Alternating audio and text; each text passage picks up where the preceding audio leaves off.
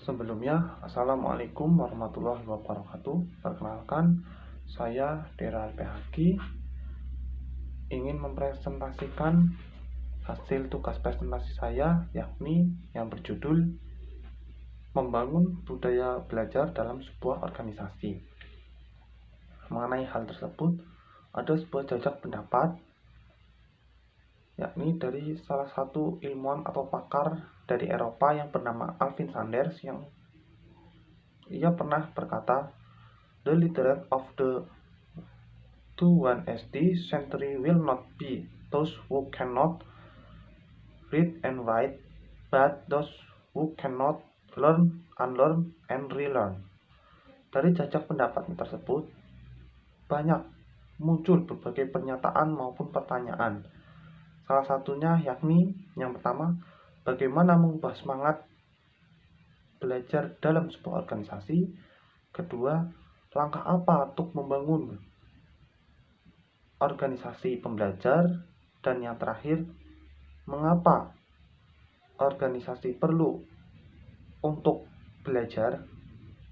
Dari pertanyaan maupun pernyataan tersebut pastinya memiliki jawabannya masing-masing.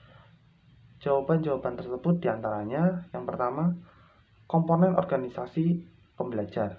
Komponen tersebut terbagi pula menjadi 5, yakni yang pertama, berpikir sistem, kedua, keahlian pribadi, ketiga, belajar tim, keempat, modal mental, dan yang terakhir, visi bersama. Sedangkan jawaban yang kedua yakni hambatan dalam belajar. Hambatan dalam belajar terbagi menjadi 2. Yang pertama, individu, dan yang kedua, organisasi. Hambatan dalam individu sendiri terbagi pula menjadi 5, yakni yang pertama, pengetahuan disiplin sendiri, yang kedua, tidak ingin berbagi, ketiga, tidak menyadari manfaatnya, keempat, tidak punya waktu, dan yang terakhir, berada di zona nyaman. Sedangkan faktor dari organisasi terbagi menjadi 3 hal, yakni yang pertama, kurangnya dukungan dari manajemen, kedua, budaya perusahaan tidak bersahabat, dan yang terakhir, bukan bagian cara kerja dari perusahaan tersebut. Lalu, bagaimana cara mengubah paradigma dari hal tersebut? Cara merubahnya terdapat 2 hal, yakni dengan sistem atau cara yang lama, ataupun dengan sistem ataupun cara yang baru.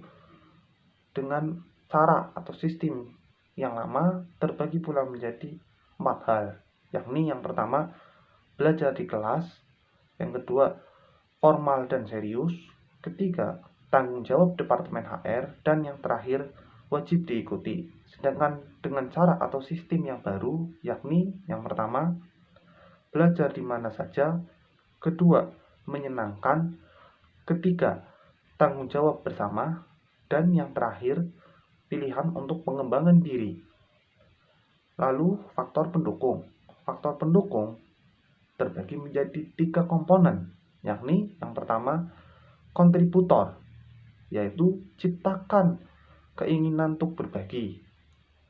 Lalu kedua, ada audiens, yaitu memiliki hasrat untuk mengembangkan diri. Dan yang terakhir, ada media, yakni sediakan berbagai media berbagi yang sesuai. Lalu ada pendekatan. Pendekatan terbagi menjadi 4 hal, yakni yang pertama, kompetisi, kedua, formal informal, yang ketiga, teknologi online, dan yang terakhir,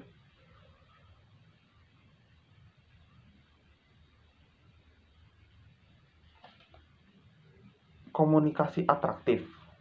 Lalu ada contoh kasus.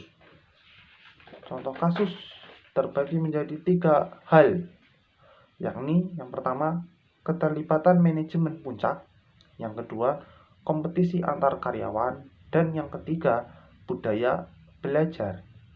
Lalu ada tantangan. Tantangan tersebut terdiri dari, pertama, siapa harus yang memulai, kedua, melibatkan semua orang, yang ketiga, budaya kurang mendukung. Dari sekian pernyataan yang saya presentasikan tersebut, pada kesimpulannya, saya hanya ingin menyimpulkan, yakni hal yang pertama, membangun budaya belajar. Menurut saya sesungguhnya tidak terlalu sesulit apa yang diperkirakan.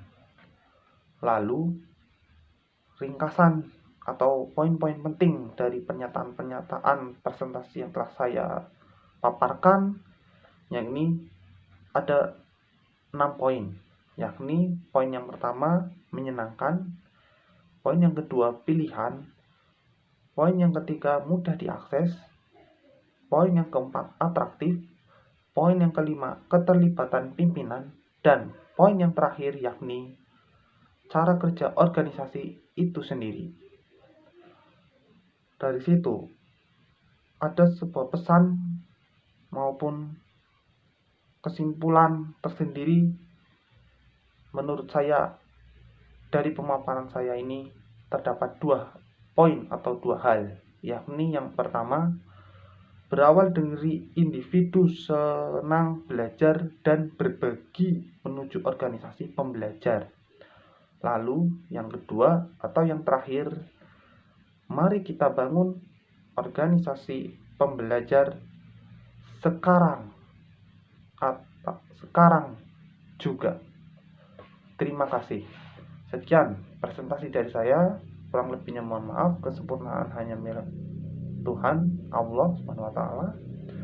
Kiranya cukup sekian. Wassalamualaikum warahmatullahi wabarakatuh.